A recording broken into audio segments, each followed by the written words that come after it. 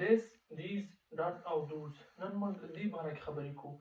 this او these دواړه یو معنا لري، یعنې دغه یا دا کوم څه چې موږ ته نږدې وي د هغه د معلومولو لپاره به موږ له this او these څخه کار اخلو، یعنې دغه یا دا کوم څه چې موږ ته نږدې وي. خو فرق د دې دواړو مابینځ کې دغه دی، دا دواړه یو معنا لري، د یو څیز لپاره استعمالېږي.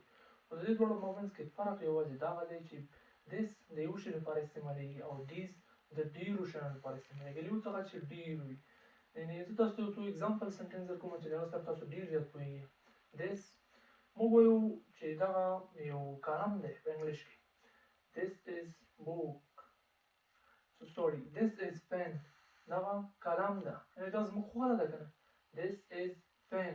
دغه قلم ده.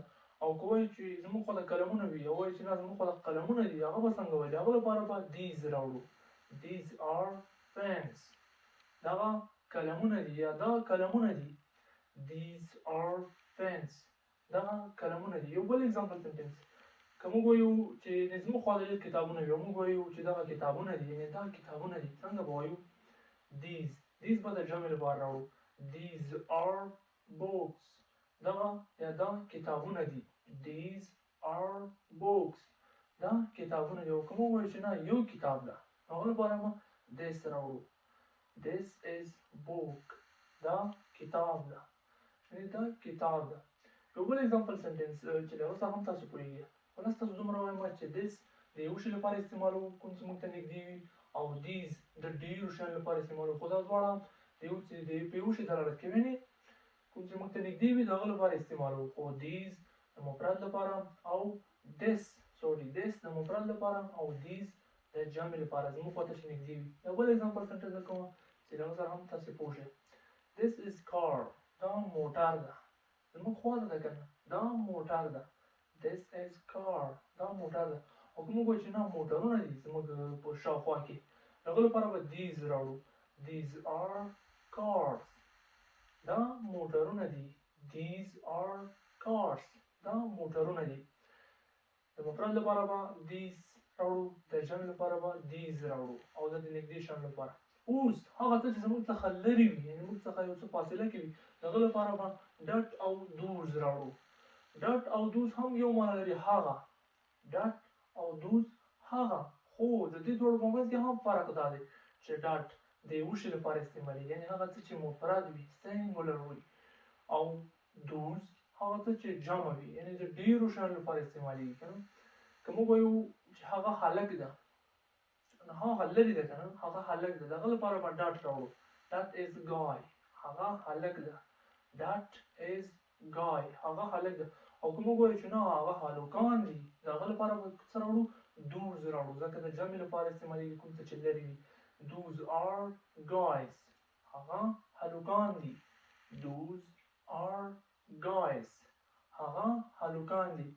او که موږ وایو چې نه هغه نجونې دي، یعنې که موږ وایو چې هلته جنکۍ دي چې لرې وي زموږ څخه، هغه لپاره بیا those راوړو. those are girls. هغه نجونې دي.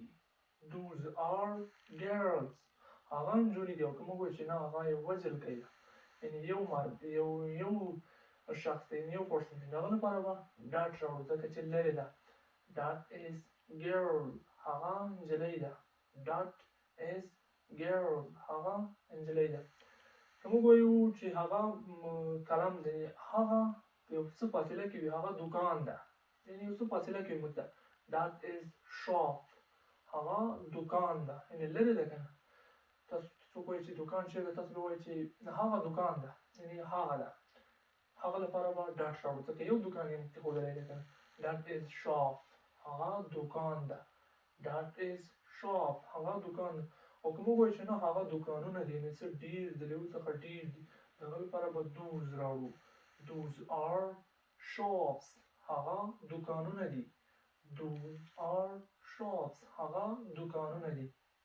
په خلاص ډول تاسو په اخر کې ولې دومره وایم چې د نږدې شیانو، یعنې هغه څه چې موږ ته نږدې وي که نه، د هغه لپاره به this او these راوړو. خو this به د مفرد لپاره راوړو او these به د جمع لپاره راوړو، یعنې څه چې ډېر وي د هغه لپاره به these راوړو، څه چې لږ وي د هغه لپاره به this راوړو.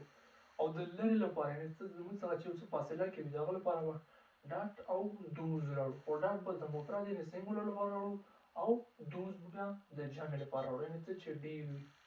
نو دا د انګلیش یو څه بنیاد پورې اړه لري، ځکه دا مهم دي د روان انګلیش لپاره، ځکه چې د دې بنیاد د دې څخه اخیستل شوی د انګلیش به همداسې وي.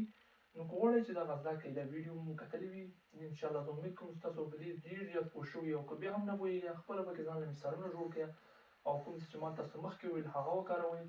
ملګرو انګلیش یو ډېره اساسي ژبه ده او د انګلیش د اساسي زده کړې لپاره بل چېرته نه بلکې موږ سره اوسئ او په انګلیش ویلو خوند واخلئ.